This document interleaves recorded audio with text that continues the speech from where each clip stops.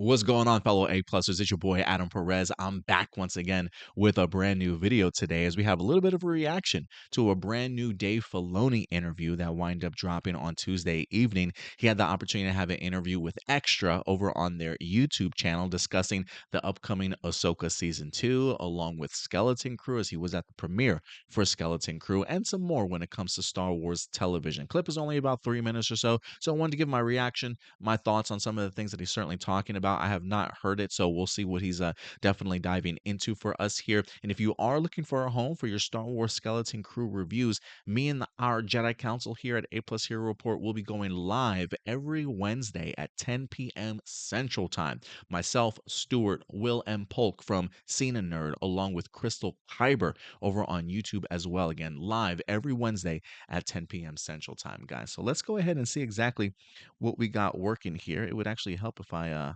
maybe brought that up. There we go. We got Dave Filoni here with Extra.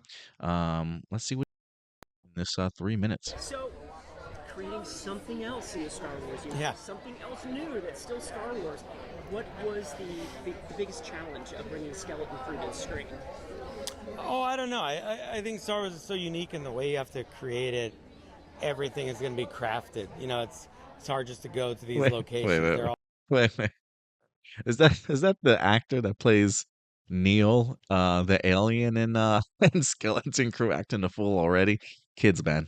also special and unique and such a character. Every world, every vehicle, every costume needs to be considered. But, you know, with John Watts, Chris Ford, got great collaborators. They just dove into this. And John, you know, Favreau and I, we loved their idea and just wanted to help support them through it. So it was really fun for me to watch them create this. You know, one of the things that I've heard from past interviews with the Skeleton Crew, especially from John Watts himself, is just how much he's actually appreciated the Dave Filoni there to kind of be, while they get this huge play in, he's been that one that makes sure that they don't cross certain boundaries, I guess, if you will, right? Like still giving them the creative freedom, but allowing them to know maybe like canonically where things are, you know, can these characters be here sort of thing? You know, are we jumping the shark a little bit too much sort of mentality? So it's always important that you have somebody to kind of reel people in. And the fact that it's somebody like Dave Filoni, I'm totally down with it. But you've got incredible creators here with Christopher Ford, John Watts, the amazing list of directors that they wind up bringing in. It sounds very much like Dave Filoni for the most part. Really trust them and allowing them to kind of play in this world. I've heard all the comparisons to the Goonies, Sure. the Amblin films, and I mean, Sure. I've watched the first three, and I do agree. How would you describe them? I just love, I mean, the one word for me is adventure. You know, to me, it gets back to Star Wars being a fun adventure and reminds me of exactly what you said, the movies I loved growing up. Right. That sense of wonder and excitement of the unknown and, you know, what's possible. And I think, you know, they have a particular angle on that, a way of capturing it that's actually quite hard and challenging. So, you know, it's I love the way it turned out. I'm so proud of them and excited for people to see it. You know, I am glad that Dave Filoni mentions the idea that it is a kind of a hard thing to capture. You know, it's one of those things too. Like I think this happens a lot with right. Like when you talk about sequels, you know, people when they talk about making a new sequel, they always say, "Oh, this is like the next Empire Strikes Back." You know, or when you talk about like coming of age movies, people like to refer to like The Breakfast Club, or when you're talking about kid adventure films, they like to say, "Oh, this is going to be the next Goonies."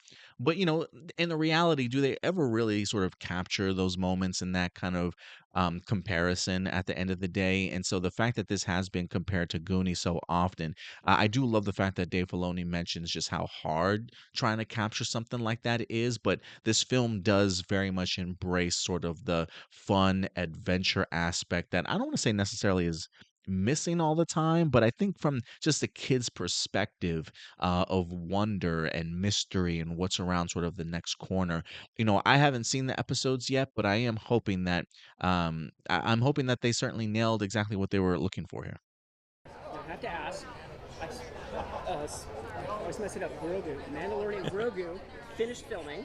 Yeah. What can you tease? Tell us anything about that? So Mando and Grogu Nothing, of has course. wrapped filming. But I'm very excited about it as well. John and I had a great time working on that, as we always do.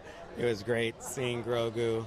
He's become such a star, and it's amazing how it's evolved. What we can do now with the puppetry compared to season one, and where we are today in a film. Working with the team, which I worked quite a bit with them on the puppetry, legacy effects. It's just a fantastic job, and what a wonderful little creation Grogu is. I will say when it comes to Mandalorian and Grogu, I am I can't sit here and say I'm enthusiastic about it through the roof in anticipation for the film. I guess for me, my worry for Mandalorian and Grogu is I hope it just doesn't feel like a long, extended episode of The Mandalorian, right? Like, I do hope, I think the idea of having somebody like a John Watts that has made big blockbuster sort of tentpole summer movies. I do hope that he brings sort of that energy in regards to Mandalorian and Grogu to make it feel very fitting, certainly for the big screen, and having somebody like himself along with Dave Filoni working on the story together. I do think somebody like Jon Favreau can take the storytelling of what tends to be Star Wars television series and really bring it up a notch for the movie quality. So I'm really excited to see that it's finally wrapped, that it's actually happening. I just hope that they really stick the landing and delivering it on a much bigger cinematic stage. I have no idea what story they're going to be exploring, so I'm fascinated to see how that turns out. And then, do we have hope for Ahsoka season 2? Oh, you got more than hope. I mean, good grief. I'm so well into He that said, as "Good well. grief." It's almost. I've been writing it, and I'm still the single writer on it, and so I've been enjoying doing that. But it's a challenge, of course, and working some of these arcs through has been a challenge, and making sure it's all gonna, come out in a way that I think is exciting for fans. I know that they're interested in where some of the things I developed in season one go. So but I'm pretty happy with it. I mean, we'll see. It's going to be I love working with that team. I love working with Rosario. So I can't wait to get back to that. Rebels fan, and Thank you so much. Yeah. Well, that's coming up. It's my next thing, I think, of my many things. So yeah. Almost many things, yeah. Thank you so much. Thank you. Nice to see you again. Yeah, I mean, talk about the many things that he has on his plate. The man is like not lying whatsoever. I mean, you look at his resume or just the things that he's got on his plate. He also still has a Star Wars movie that he certainly has got to make. I've been hearing concepts of maybe like an Ahsoka spinoff series somewhere. I don't know how that might work. Maybe another Star Wars animated series. Who knows if Dave Filoni even has his fingers in something like that also. But Dave Filoni certainly stays busy. And to kind of highlight just his last point here, look, some interesting developments in regards to Ahsoka season 2. It is coming, it is happening. I can't say I guess there's a part of me that's surprised that he's still writing it. He does mention the idea it's kind of difficult. With all the story arcs and the people that he has to kind of balance and stuff kind of going forward. I don't know when they plan on dropping season 2 of Ahsoka. Maybe that's something that's not even coming until fall or holiday season of next year, especially when you got Mandalorian and Grogu set to go ahead and drop this summer. So maybe it sounds to me like Ahsoka season 2 is further along, is further away than even I certainly expected it to be. Look, I love Dave Filoni. I definitely am not one of those people that have turned his back on Dave Filoni after what was Ahsoka season 1. I enjoyed it, but I definitely felt like it fell flat in a lot of areas that I certainly would like to see improvement on. Dialogue felt very much animated style still. That transition for Dave Filoni into live action is definitely going to take sort of its baby steps into a toddler phase, into a teenage years, and then into adulthood sort of thing, right? So it is a process. And so while I love the storytelling of Dave Filoni and where his vision takes him, I am a little bit concerned in the sense that he's still just writing this on his own. I get the idea that Ahsoka is his baby, and that he holds it very dear, very similar to, to what George Lucas probably felt with a lot of his characters. And so, based off of some of the criticisms that I thought season one probably would have had in regards to upping the dialogue, getting a much denser story, I was kind of hoping that maybe, not necessarily a writer's room, but maybe one or two people would kind of come on board and help him kind of write.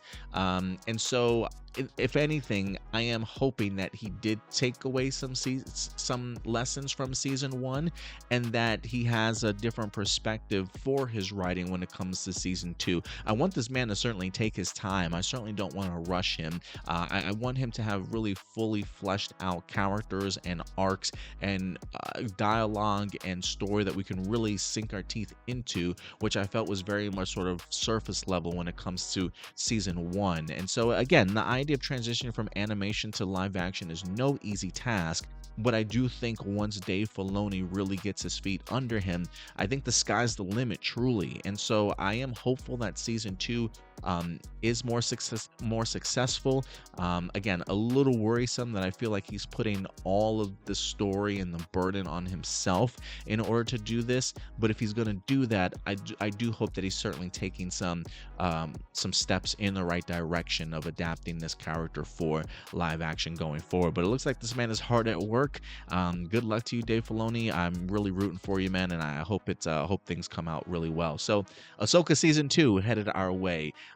In the process of being written right now. Mandalorian and Grogu has wrapped. That movie's in post-production currently. I'm hoping Jon Favreau can really make it a cinematic summer blockbuster feature that it certainly deserves to be. And Skeleton Crew, man, is officially here. But look, guys, at the end of the day, these are simply my A+ opinions. I want to know your thoughts. What did you think about what Dave Filoni certainly had to say? Anything that gives you worry? Are you excited for what he's got worked up for us? Definitely go ahead and let me know your thoughts in the comment section box below. But until then, do me a big favor as always. Take care of yourselves, take care of each other, and keep it A+. I'll talk to you guys later. Bye.